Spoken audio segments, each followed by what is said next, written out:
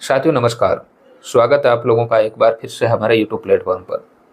देखिए, आरपीएससी अपने नियमों में संशोधन कर रही है और अपने नियमों के संशोधन के द्वारा जो अंतिम वर्ष के जो अभ्यर्थी है जो अपेयरिंग के थ्रू फॉर्म भरते हैं, आरपीएससी ये चाहती है कि अंतिम वर्ष में जो फॉर्म भरने वाले अभ्यर्थी हैं वो फॉर्म ना भरें। और इसके लिए आरपीएससी ने अपनी एक फाइल राज्य सरकार के पास में भेजी है नियमों में संशोधन के लिए। जाहिर सी बात है, जब आरपीएससी ने ये फाइल भेजी है तो संशोधन तो होकर रहेगा, लेकिन अभ्यर्थियों को इसके पास के जो इस प्रकार की जो इन्फॉर्मेशन है वो कहीं ना कहीं नहीं है। अंदरूनी तरीके से ये काम हो रहा है और न्यूज़पेपर में भी कोई बड़ी प्रमुखता से इस न्यूज़ को कहीं पर भी छापा नहीं गया। आप लोग देख रहे होंगे कि कोई छोटी बड़ी एक कटिंग वायरल हो रही है, उसका कोई फायदा है नहीं। आरपीएससी का यहाँ पर यह कहना है कि हम लोगों ने यहाँ पर जो जनरल की जो अधिकतम आयु सीमा थी वो 28 वर्ष से बढ़ाकर 40 वर्ष कर दी और ऐसी स्थिति में अभ्यर्थियों के सामने ये पर्याप्त मौका है कि वो अपनी तैयारी को कर सके।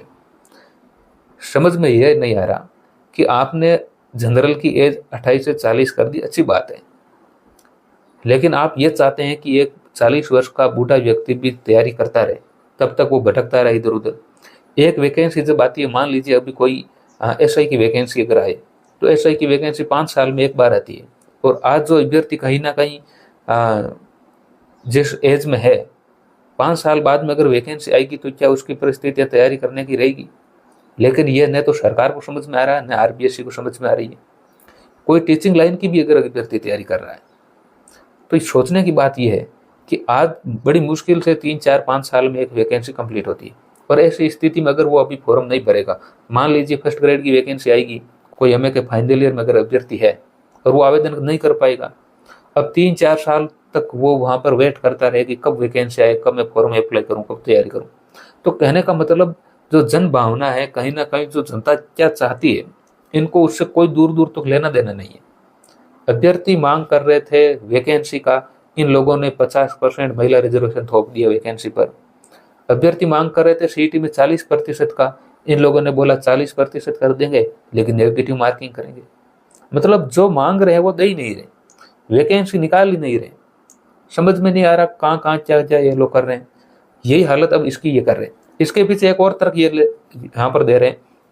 इनका यह कहना है यहाँ पर कि हम लोग जब वैकेंसी निकालते हैं तो वैकेंसी निकालने के बाद में जब वैकेंसी कंप्लीट होती है तो वहाँ पर जो योग्यता है, ये योग्यता कहीं ना कहीं स्टूडेंट कंप्लीट नहीं कर पाता और इसके कारण हम लोगों को परेशानी होती है।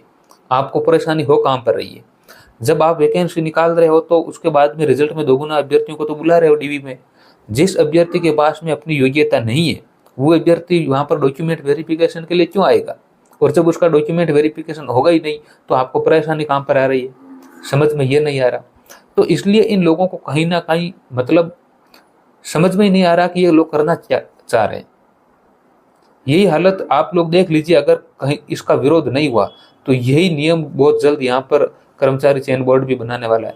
तो इसलिए हम लोगों को अभी से अगर हम लोग इस चीज़ का विरोध करेंगे, जैसे ही नियमों में संशोधन होगा तो सब बाद में सब लोग विरोध करेंगे, मुझे पता है, लेकिन उसका कोई फायदा नहीं है। बाद में बड़ी मुश्किल से महिला रिजर्वेशन का विरोध हुआ, कहीं कोई फायदा नहीं है, लेकिन काम तो कहीं ना कहीं अंदरूनी पहले से चल रहा था।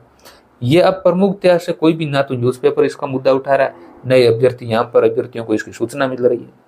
तो ऐसी स्थिति में हम लोगों को ये चाहिए कि पहले से हम लोग जागरूक रहें और इसका पुरजोर तरीके से विरोध हो। नहीं तो आने वाली जो वैकेंसी है, जो नए अभ्यर्थी है, उनके लिए वैकेंसी बिल्कुल भी उपलब्ध नहीं रहेगी।